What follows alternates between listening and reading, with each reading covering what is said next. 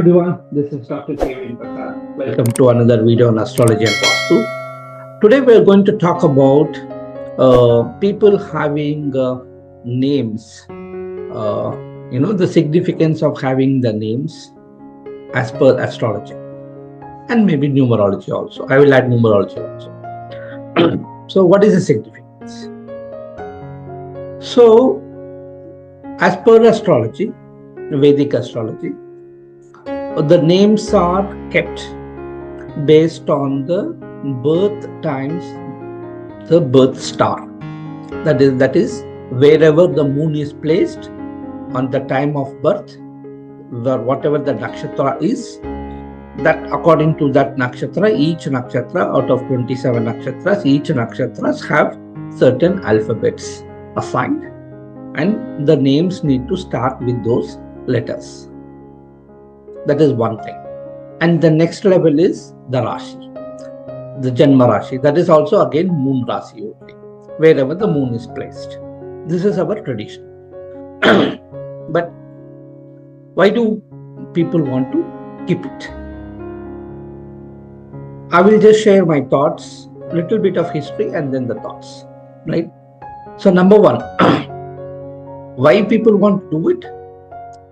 By having the name according to the Janma Nakshatra, according to the astrology, people think that it is good for the baby, then the baby will achieve all the success,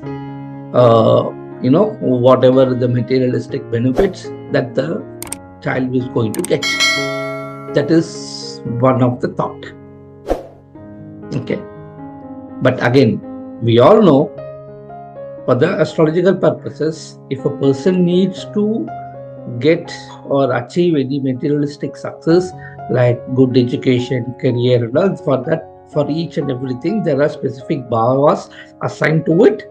Those bhavas, those planets will play a role. There is no significance of the name. Okay. And next thought is, when you have the name based on the nakshatras or the Rashi, that means you are aligning the child's life or the thought process according to the celestial bodies, that is the planets, right? This at least makes some sense, because at the end of the day, we are not worried about the results, the materialistic results. We all have come for a purpose to this world. That purpose needs to be served. Okay. So for that, if your name is aligned according to that purpose, then you have, if there are any issues or hindrances, problems, hurdles in that path, this name will help resolving those paths. That is to find solutions in that journey. Okay. I'm mostly aligning with this than the materialistic. And the third one, most common practical thing is, in olden days, when this astrology was practiced and all, not everybody used to cast their horoscope. So only the affluent people or the upper section, like kings, the priests, all those families like that, only some of them, but not everybody. So what happens is, when a child is born and the name is kept according to the Janma Nakshatra, when the child grows up and then they want to do a marriage, at the time people look for horoscope matching. So basically in that horoscope matching, the first step is seeing this nakshatra compatibility. How to find out a person's nakshatra without looking at their horoscope? People use their names. If the person's name starts with these letters, then the priest, the astrologer will know that this person would have born in this particular nakshatra. So a boy, let's say this is boy's name, then he will say, okay, this is bridegroom, this girl's name is in this name, that means this nakshatra, these both are not compatible or compatible like that. So instead of casting the whole horoscope, just by looking at these two names, people can, within the fraction of a second, they can tell whether these nakshatras are compatible or not. This is the most practical usage in those days. That is what it has been followed right now. This is all according to the Vedic astrology. Now, numerology is there. You can have people keeping their name based on the numerology also. Again, what it is if a person is born on, say, number 5, right? Say 1, 5, 14, 23. If the name also aligns to that number, that means their path again will align. The goals, whatever the life purpose, what they want to achieve will be smooth.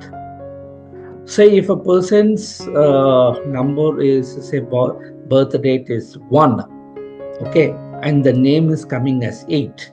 So 1 is for Sun, Surya, and 8 is for Saturn, Shani. Both are enemy planets. So if you have the birth, if somebody is born on 1, 10, or 19, 28, and you have the name with coming total to 8, both are not compatible. This person will always have struggles. Conflicting thoughts will be coming to this person's mind. But whereas his purpose of life is telling you, okay, hey X, you go and do this way.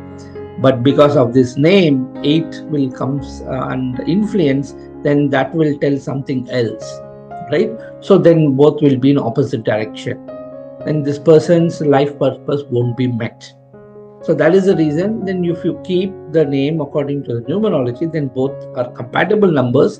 That means your life path, your life purpose can be achieved. So mainly, in my opinion, the name, according whether you follow astrology, Vedic astrology or numerology, it is for the people to achieve their life purpose. Okay, whatever the purpose they are born, that they have to achieve. They have to release their karma. Right? Not as part of the releasing karma, you are experiencing karma, your materialistic results is part and parcel of that. If somebody has to be a topper, that is part and parcel of their karma. Right? There is nothing you have to do something extra. If somebody has to fail in the 10th class board exam, it has to happen. Right? But by having these names aligning with the planets or cosmos, that means your life purpose will be smooth. Hope you like this video. We will talk about on another interesting topic on another day. Thank you.